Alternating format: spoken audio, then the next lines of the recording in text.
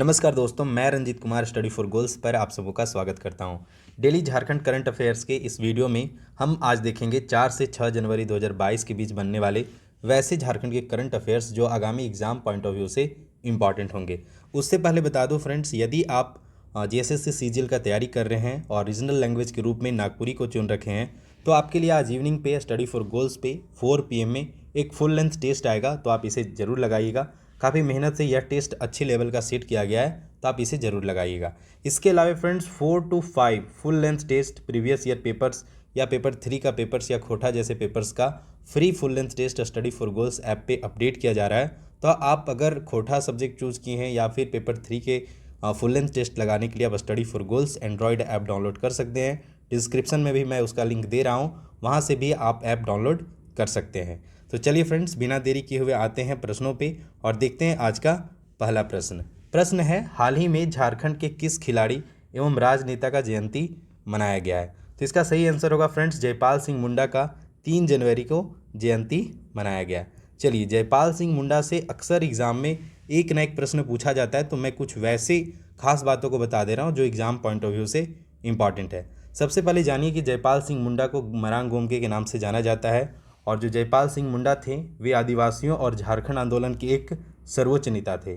इनका जन्म फ्रेंड्स 3 जनवरी 1903 को हुआ था और कहाँ हुआ था? तो खूंटी जिला में हुआ था।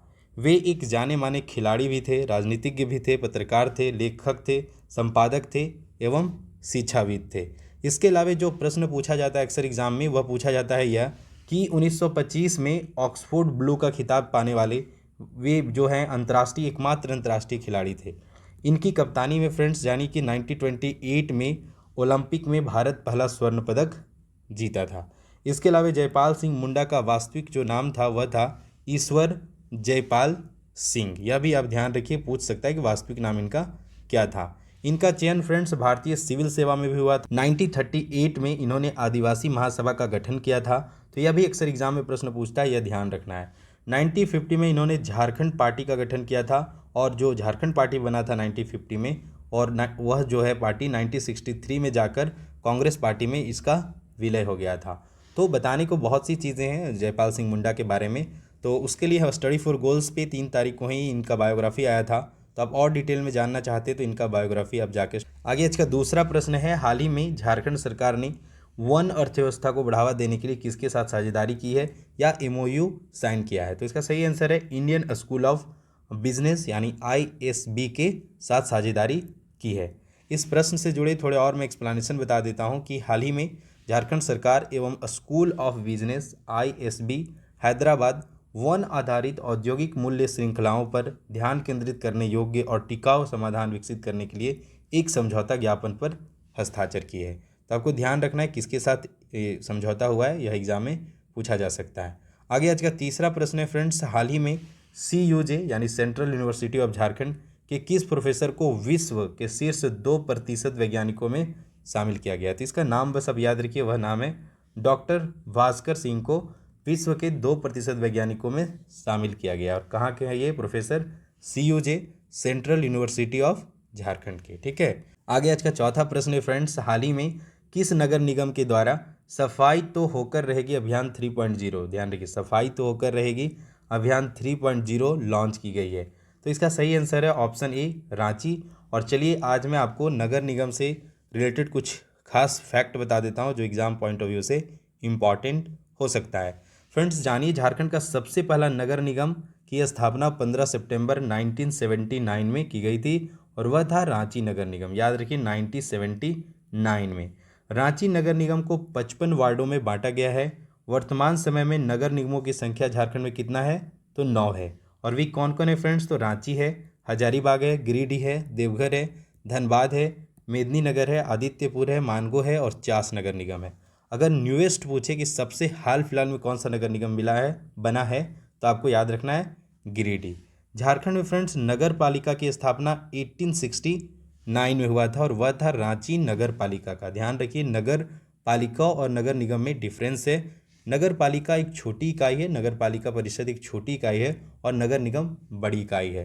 कहीं कहीं आप देखेंगे कि 20,000 से ज़्यादा आबादी वाले शहर को नगर पालिका के रूप में चिन्हित किया जाता है और 5 लाख मतलब 5 लाख से ज़्यादा आबादी वाले शहर को, मतलब जहाँ पे शहर होता है, आबादी होता है, उसे नगर निगम के रूप में चिन्हित किया गया है। तो कहीं कहीं इसमें वेरिएशन देखने को मिल सकता है कि कहीं कहीं 5 लाख से कम वाले को नगर पालिका और 5 लाख से ज़्यादा वाले को नगर निगम कहा जाता है। तो खैर 20,000 वाला आप ध्यान रखिए, बाकी ऑप्शन के अकॉर्डिंग अगर क्वेश्चन पूछा जाता है तो इसे क्लियर कर लीजिएगा।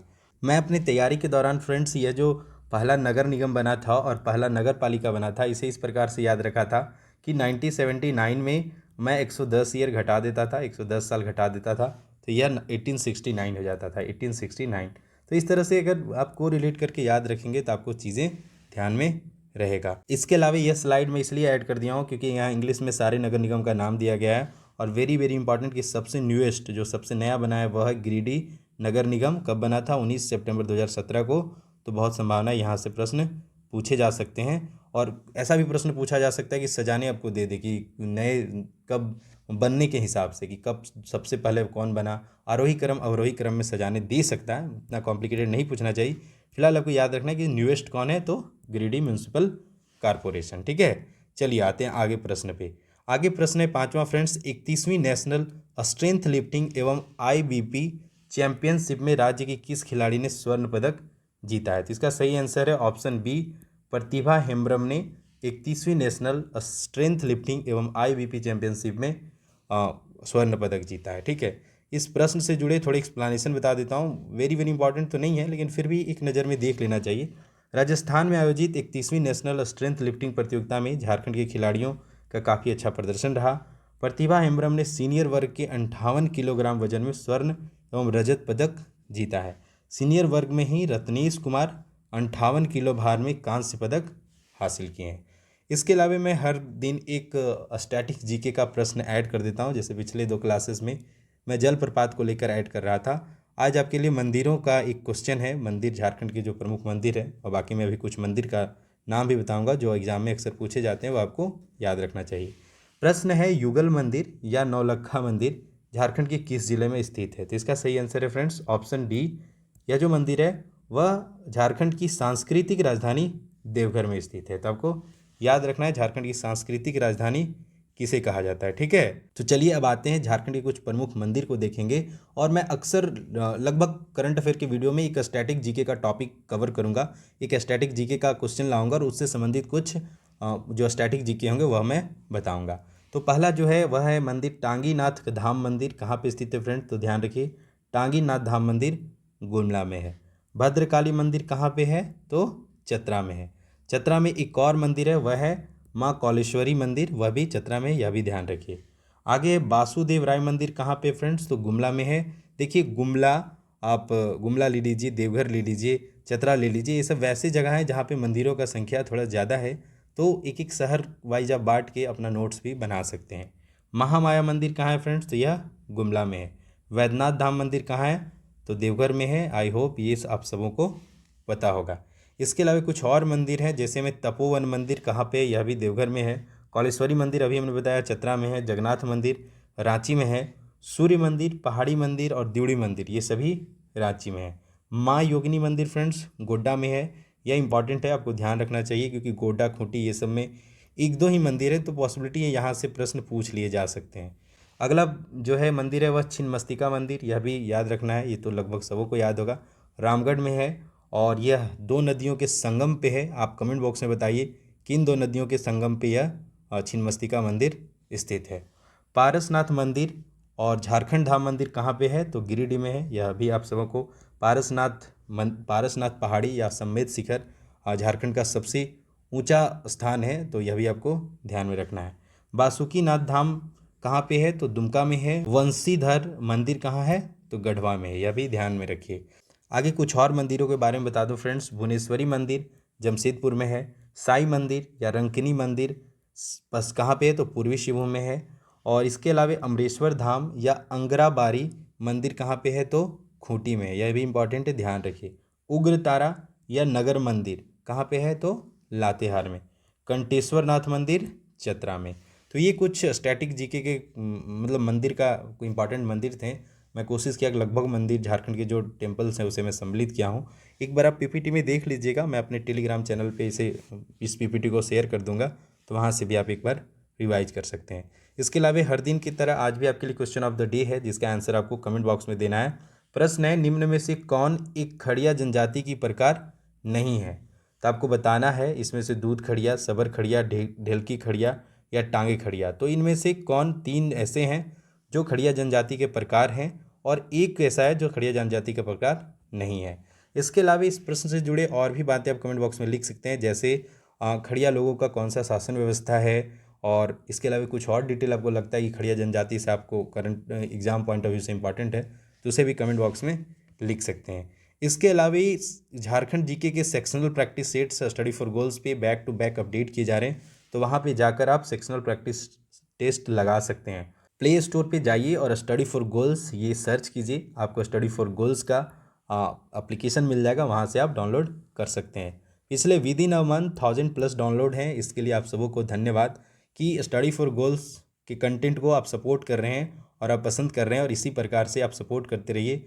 हम बैक टू बैक आपके लिए बेस्ट कंटेंट लाने का प्रयास करेंगे और आपकी जो ऑथेंटिक तैयारी आपकी करवाई जाएगी, ताकि आपका आने वाले एग्ज़ाम में सिलेक्शन हो सके। इसके अलावा यदि आप खोटा को लेकर जेएसएससी सीजीएल का तैयारी में लगे हैं, तो आप प्लेलिस्ट विजिट कीजिए, और संस्मरण का पहला वीडियो मैं कल ही लाया हूँ। अगर अभी तक आपने इसे नहीं देखा है तो बेहिचक जाकर देखिए। ये शांति भारत होगा, यहाँ इसे ध्यान में रखिएगा, ठीक है। इसके अलावा आज इवनिंग तक जो पोएम सेक्शन है उसके वीडियोस भी आने शुरू हो जाएंगे, और इसमें हम आँखी गीत जो श्रीनिवास पानुरी के द्वारा लिखा गया कविताओं का एक संग्रह है, तो उसे देखेंगे एक एक करके। मतलब हर दूसरे दिन हम एक एक करके एक एक पोएम को डिस्कस करेंगे, और उससे क्या क्या प्रश्न बन सकते हैं यह भी देखेंगे। इसके अलावा डिटेल तैयारी, complete video lecture, chapter wise sectional test, hand written PDF notes, विगत वर्ष के प्रश्न, फुल लेंथ खोटा के टेस्ट, 10+ टेस्ट, और डॉट क्लियरेंस के लिए व्हाट्सएप ग्रुप बना दिया, जहाँ पे मैं आपको गाइड कर रहा हूँ, आपको टास्क दे रहा हूँ, और आपको किस तरह से पढ़ना है वो सब चीज़ें मैं बता रहा हूँ। तो इन सब से जुड़ने के लिए आप जेएसएससी सीजीएल झारखंड सचिवालय कंप्लीट कोर्स से भी जुड़ सकते हैं। इसमें अभी तक 10+ लेक्चर आ चुके हैं, और लगभग 60 लेक्चर में इसे कंप्लीट कर दिया जाएगा। तो बेस्ट तैयारी के लिए आप इससे भी जुड़ सकते हैं।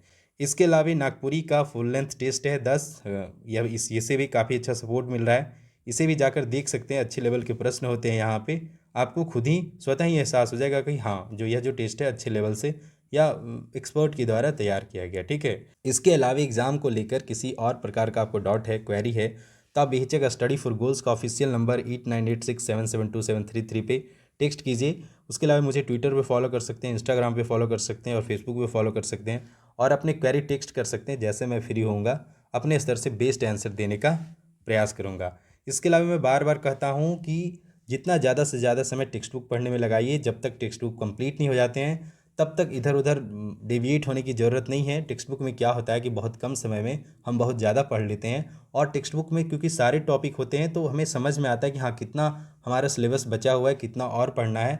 तो अगर आप इधर उधर यूट्यूब वगैरह से आप डिटेल में अगर कुछ कोर्सेज़ वगैरह ले रहे हैं और अगर पढ़ना चाह रहे हैं, तो वो तब करना है जब आपने टेक्स्ट बुक पूरा पढ़ रखा है। ये मेरा पर्सनल एडवाइस है। टेक्स्ट बुक ही आपको एग्ज़ाम में सिलेक्शन दिलाएगा, तो जितना ज़्यादा हो सके टेक्स्ट बुक पढ़िए और अपनी तैयारी को बेस्ट बनाइए, और आने वाले एग्ज़ाम में सिलेक्शन लीजिए। उसके अलावा करंट अफेयर्स के लिए आप यूट्यूब का सहारा ले सकते हैं, और क्वेश्चन प्रैक्टिस के लिए किसी भी एप्लीकेशन पे जाके आप क्वेश्चन प्रैक्टिस कर सकते हैं। तो इन दो चीज़ों के लिए आप यूट्यूब एंड किसी भी एप्लीकेशन का सहयोग लीजिए, और बाकी टेक्स्ट बुक में पढ़ते रहिए और अपना बेस्ट तैयारी करते रहिए। बाकी मैं हूँ, डेली करंट अफेयर के वीडियोज़ आएंगे, आपको किसी प्रकार का क्वेरी कमेंट बॉक्स में भी लिखा कीजिए, मैं आंसर देने का प्रयास करूंगा। तो friends, all the best for your upcoming exams and for your preparation. जय हिंद, जय झारखंड एंड जोहार।